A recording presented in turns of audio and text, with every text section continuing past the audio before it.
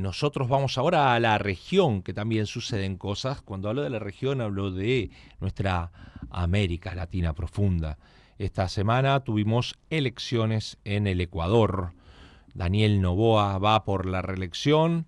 Ahí Luisa González, que quiere estar al frente del Poder Ejecutivo, en un sistema político ecuatoriano con mucho conflicto. No sé si estás al tanto, pero suma la violencia política, no solo la violencia en las calles. Ecuador es uno de los países con más homicidios de América Latina, y eso ha marcado toda la campaña electoral de los principales candidatos del Ecuador, que eran como 14 candidatos que se presentaron, pero dos ahí como de la Alianza Reto, que es Luisa González y Daniel Noboa de ADN, que empezó también la campaña con un conflicto porque la Constitución dice que si un presidente quiere reelegirse tenía que pedir licencia. Y Daniel Noboa no pidió licencia porque tiene problemas con su vicepresidente.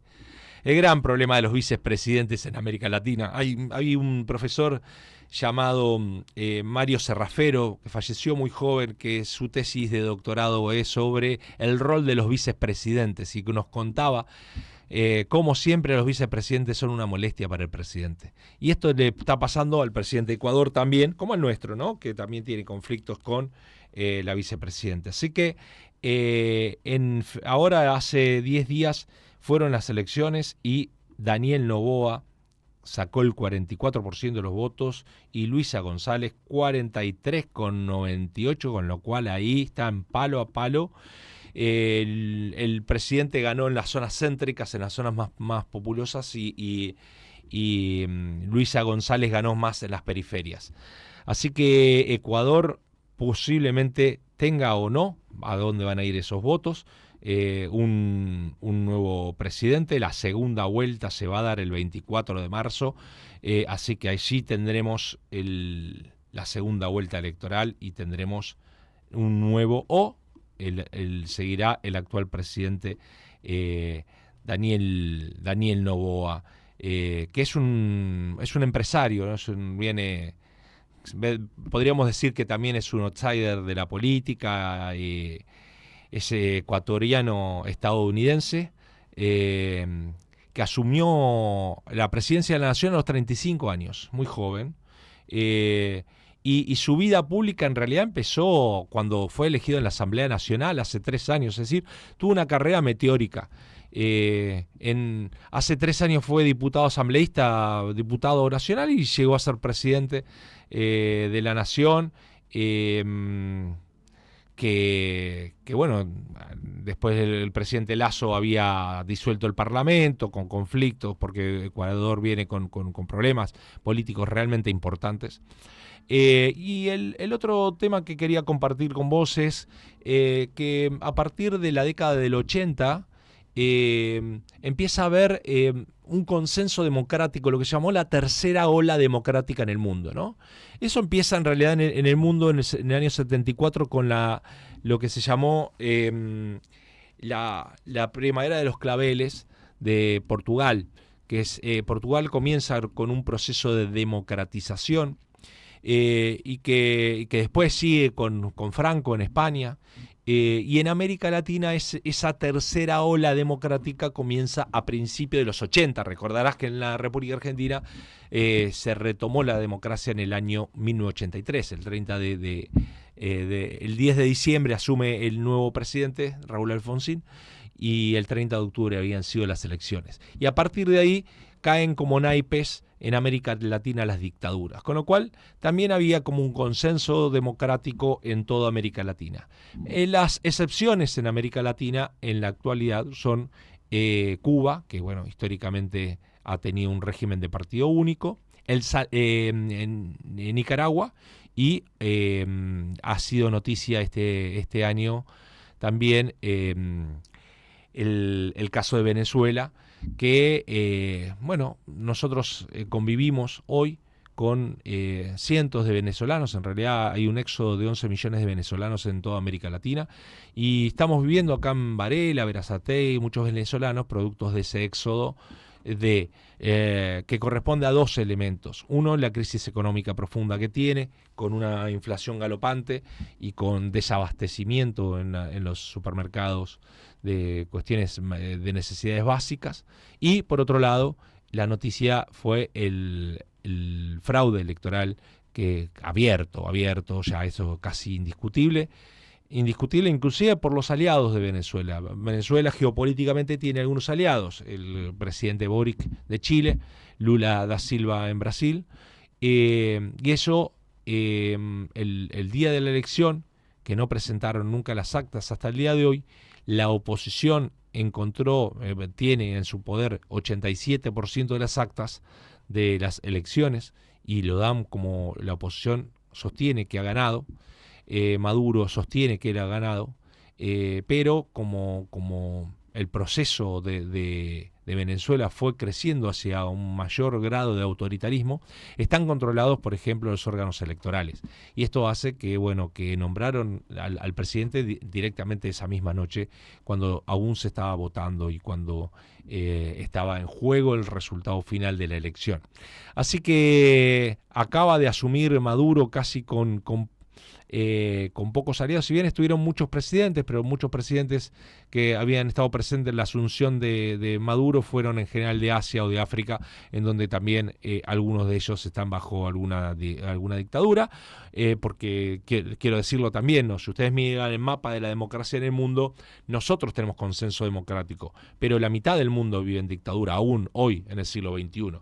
Eso no hay que soslayarlo, porque si ustedes miran el mapa político de África y Asia, está lleno de dictaduras, a diferencia de nuestro mundo occidental, que en general hay ciertos consensos democráticos. Digo esto porque siempre nos miramos mucho el ombligo, ¿no? Entonces pensamos que lo que nos pasa a nosotros pasa en todos lados, y esto no es así, pero sí la novedad de hace algunos años es que esta hermosa Venezuela que nos ayudó tanto en la dictadura militar, y que nosotros tenemos una relación muy linda con ellos, porque gran parte de los exiliados políticos de la Argentina se fueron a México, a Suecia y a Venezuela, básicamente los países y España, y algunos también en Francia. Pero Venezuela ha sido muy generoso, porque la vida política, la historia política de Venezuela, a diferencia de toda América Latina, no ha tenido, salvo en los últimos años, no ha tenido nunca jamás golpe de Estado, ¿sabés vos? En toda la historia política de Venezuela, Venezuela y Costa Rica son los dos países que nunca han tenido golpe de Estado, hasta la llegada cuando empieza el proceso del chavismo. Hay una serie de golpes, autogolpes, y después en este proceso que ante la muerte de Chávez sigue en una perspectiva mucho más autoritaria. Pensá vos que hoy hay cerca de 200 presos políticos de la oposición. Casi todos los candidatos a presidentes de la oposición están en el exilio o están presos. Con lo cual estamos mirando con mucha atención eso. De hecho, nuestra embajada, no sé si sabés, pero nuestra embajada en Venezuela está al resguardo de Brasil, porque fueron expulsadas las autoridades de nuestra embajada ahí en Venezuela.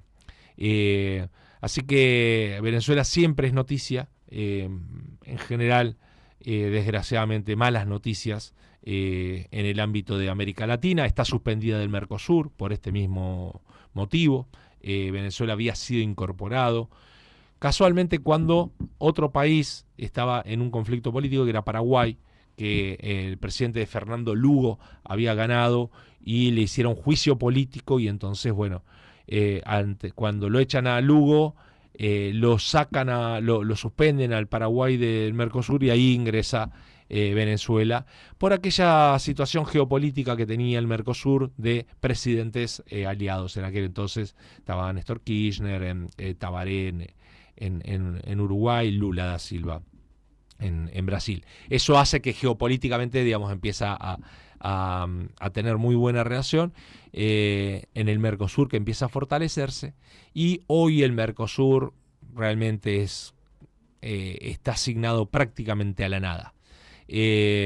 Más allá de que, recordarás, en la última elección votaste a los parlamentarios del Mercosur. Dentro de la lista había parlamentarios del Mercosur, pero la verdad que ni el Parlamento del Mercosur funciona, ni las decisiones que se toman en el Parlamento y en la Junta Ejecutiva del Mercosur tienen bastante poco sentido para los países que la integran. A punto tal de que, bueno, ha habido algunos conflictos antes de la asunción del nuevo presidente del Uruguay. Uruguay también ha tenido elecciones hace muy poquito.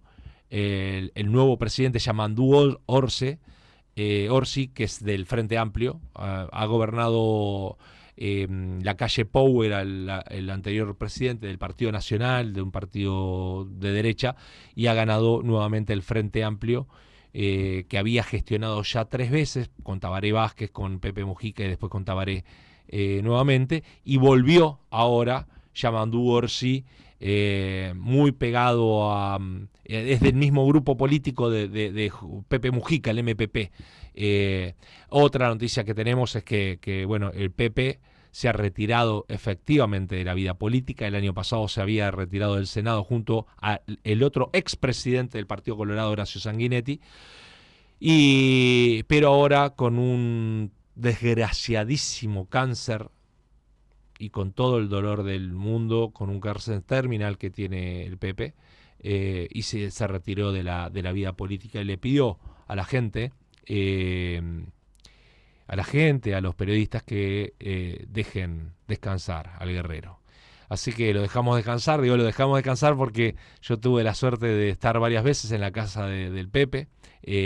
Nos atendía generosamente y hace muy poquito lo trajimos a la Argentina en un ámbito de la Facultad de Derecho, donde armamos una escuela de formación política latinoamericana y él es nuestro padrino.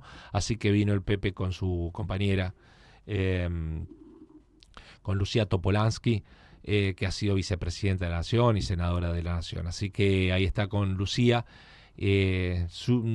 tratando de pasar este mal trance que le ha tocado, un trance más amargo que le ha tocado la vida del Pepe Mujica, que estuvo, si no sabés, 12 años detenido abajo de casi un aljibe, era un lugar que estaba en un subsuelo. Bien, con esto cerramos la segunda parte que es de nuestra bellísima Latinoamérica y que semana a semana vamos a tener novedades sobre ella.